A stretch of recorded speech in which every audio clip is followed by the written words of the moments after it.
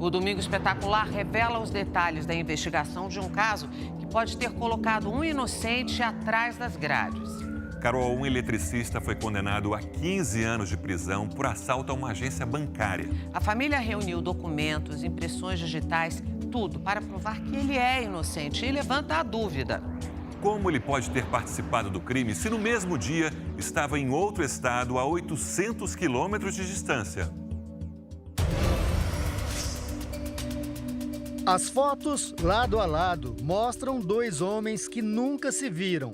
De um lado, Gerardo Rodrigues da Silva, um aposentado de 65 anos, sem passagem pela polícia, que, segundo a família, trabalhou duro a vida inteira.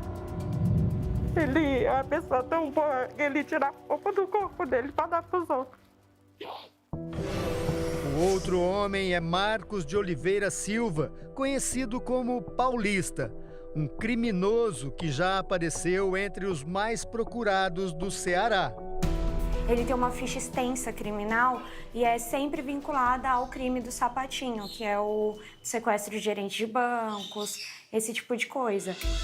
O que eles têm em comum? Para a Justiça do Maranhão, eles são a mesma pessoa. A gente começou a procurar quem que era esse Paulista e a gente achou. A cara dele estava lá estampada, não tinha absolutamente nada a ver com a cara do meu pai. O aposentado está preso há 3 anos, acusado de crimes que, segundo a família e várias testemunhas, ele nunca cometeu. Está pagando por uma coisa que ele não fez. A vida inteira ele foi trabalhador. Seu Gerardo é cearense, mas viveu na capital paulista durante 44 anos. Quando se aposentou em 2019, resolveu voltar para a terra natal. Comprou uma casa em Eusébio, na região metropolitana de Fortaleza, e fez muitos amigos na rua tranquila onde morava. Pessoa 100%, um cidadão, acima de qualquer suspeito. É amigo de todo mundo, um cara muito prestativo. O senhor não consegue imaginar o senhor Gerardo como líder de uma quadrilha? Jamais. De jeito nenhum. Ele era líder da família dele. Durante 2 anos, o seu Gerardo viveu aqui em Eusébio a vida que sempre sonhou, ao lado da família e dos muitos amigos que fez. Até o dia em que ele foi preso, bem aqui, no meio da rua, acusado de ser o chefe de uma quadrilha perigosa que assaltava bancos em vários estados do Nordeste. Era carro de todo lado, com muitas armas, aí já foi botando ele na parede, prendendo. E ele é um senhor já que tem problema de saúde, que toma remédio. Seu Gerardo foi acusado de um crime que aconteceu em novembro de 2020 na cidade de Codó, no interior do Maranhão. Uma quadrilha fez um gerente de banco refém, amarraram bombas caseiras e o levaram até a agência para abrir o cofre. No confronto com a polícia, 2 assaltantes morreram. Um deles era primo em 2º grau do seu Gerardo. O número do aposentado, que tem o DDD de São Paulo, estava salvo no telefone do primo. Mais tarde, outro integrante da quadrilha foi preso e disse à polícia que o chefe da quadrilha era conhecido como Paulista. A investigação deduziu então que o tal do Paulista era o seu Gerardo, porque o único número com prefixo de São Paulo no celular do criminoso morto era o do aposentado. Seu Gerardo foi preso e as vítimas fizeram o primeiro reconhecimento dele por meio da foto da carteira de motorista de 2003.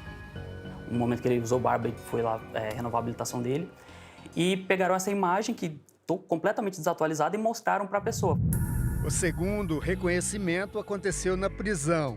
Seu Gerardo, vestido com o uniforme do presídio, foi colocado ao lado de um dos integrantes da quadrilha. Que inclusive no júri é algo ilegal, você não pode apresentar o réu para os jurados com as vestimentas de presídio. Então isso evidencia, né, essa ilicitude do ato ali judicial. A partir do reconhecimento, o seu Gerardo foi julgado pelo Tribunal de Justiça do Maranhão e condenado a 15 anos de prisão. Ele está preso desde setembro de 2021. cumpre pena na penitenciária de Pedrinhas, considerada uma das mais violentas e perigosas do país. Ele já tem 65 anos, é uma idade que era pra gente estar cuidando dele, né? Era pra gente estar com ele aqui, cuidando da saúde dele, vendo ele viver o que ele batalhou tanto pra viver. Ele chora mais do que o que ele conversa. Porque uma pessoa honesta, nunca fez mal pra ninguém, tá num lugar desse. Durante os últimos 3 anos, a família do seu Gerardo luta para provar a inocência e tirá-lo da cadeia. Para isso, os filhos fizeram uma investigação paralela. Foram eles que descobriram, através de uma simples consulta na internet, que o assaltante, conhecido como Paulista, era Marcos de Oliveira Silva. Descobriram também que ele foi morto na Bahia durante uma troca de tiros com a polícia. Uma busca muito básica. Foi muito à toa, foi por curiosidade. A justiça podia ter feito isso de forma muito simples. Sim, porque eu não fiz precisava isso numa tarde. não precisava ter grandes dificuldades. Uma comunicação com outro estado, por exemplo, já resolveria esse problema. O Domingo Espetacular teve acesso à videoconferência onde um dos integrantes da quadrilha que agiu em Codó foi ouvido. Quando é perguntado se conhece Gerardo, o criminoso nega. Eu nunca vi seu Gerardo, entendeu? Nunca vi seu Gerardo, um cidadão desse daí. Poucas vezes que eu encontrei com ele aqui dentro da carcerada, só veio delinquente, chorando, desespero. O Gerardo não teria nenhum envolvimento com esse crime. Não, senhor, de forma alguma. Mas a negativa do assaltante não foi suficiente para convencer a justiça. Os filhos, então, procuraram outros indícios que pudessem provar a inocência do pai. Descobriram que a tentativa de assalto em Codó aconteceu um dia depois das eleições municipais de 2020 e conseguiram comprovar que o pai havia votado em uma sessão eleitoral da cidade onde morava. Dona Malu se lembra bem de que no dia seguinte à eleição, seu Gerardo estava ali, bem longe de Codó. Não tem como não esquecer que seu Geraldo estava aqui no dia 16, porque a gente estava comentando pós-eleição. Além de Dona Malu, outras 7 testemunhas prestaram depoimento a favor de seu Gerardo, mas nada convenceu a justiça. Nem mesmo uma prova material que parecia irrefutável. No dia 16 de novembro de 2020, às 9h23 da manhã, o seu Gerardo veio até uma agência bancária e fez algumas transações, entre elas um saque de R$100 no caixa eletrônico. E para isso ele teve que usar a biometria, colocar a digital para confirmar a identidade.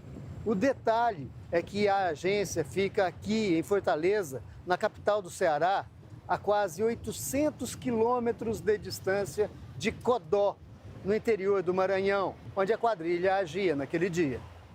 A presença de Gerardo na agência foi comprovada através de um ofício do banco.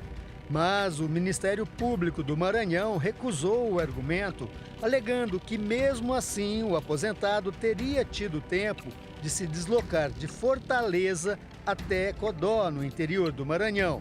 Sendo que naquela época era pandemia, não havia voo direto, não havia voo próximo, então ele teria que fazer esse deslocamento de carro e verificamos que nessa condição de 800 quilômetros seriam mais ou menos 13 horas de viagem entre Fortaleza e Codó. É inviável que ele estivesse lá, é impossível, porque de fato ele não estava. Apesar de todos os esforços da família, dos amigos e dos advogados, seu Gerardo continua preso. Na semana que vem, a defesa dele vai fazer uma nova tentativa em um julgamento de apelação. Esses indícios foram apresentados durante toda a instrução processual e mesmo assim o senhor Geraldo foi condenado. Então a nossa expectativa é clara, nós estamos apresentando a nossa melhor defesa para que ele volte para sua família. Nós questionamos a Polícia Civil e o Ministério Público do Maranhão sobre a investigação, mas não tivemos resposta. O Tribunal de Justiça do Estado informou apenas que existe uma solicitação para julgamento do processo de apelação em nome do seu Gerardo. A família conta os dias para ver o aposentado finalmente fora da prisão. Quer dizer, você trabalhou a vida inteira, você foi honesta a vida inteira, com medo de fazer nada, não fazer nada de errado, que era com medo. Porque eu quero passar uma velhice em paz. Cadê? Não tem a velhice em paz, que tanto ele trabalhou para ter. Não tem. Por quê? Porque tiraram dele. Como é que você devolve a vida para alguém que você cerceou a liberdade dela? Esse tempo aí ele não vai voltar, mas a gente vai trabalhar para compensar. Criar novas memórias para substituir essas ruins. É muito triste e eu espero que ele volte logo para a gente conseguir caminhar novamente juntos, porque é complicado, a nossa vida parou.